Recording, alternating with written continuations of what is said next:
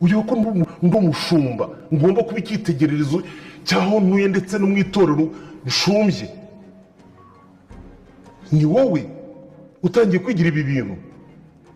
None se musore wuhe? Njye nta busore mu basare wuhe? Ibyo wabona ntabwo ubizi? Ntabyo. Teta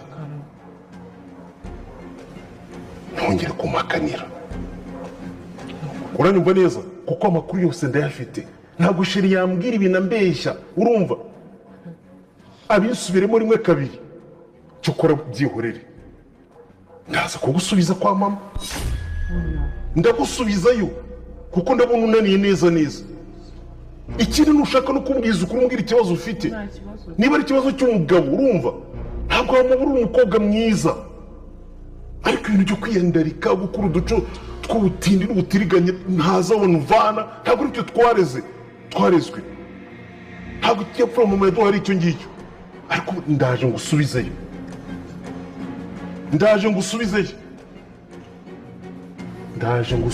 Njye ntabwo nabana nawe wirirwa utesha agaciro umuryango ngiye ngo mbirebere gutya.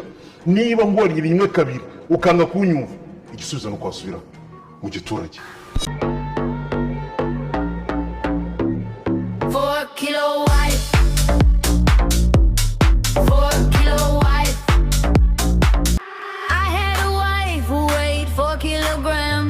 And even a kilogram, she brought it to me.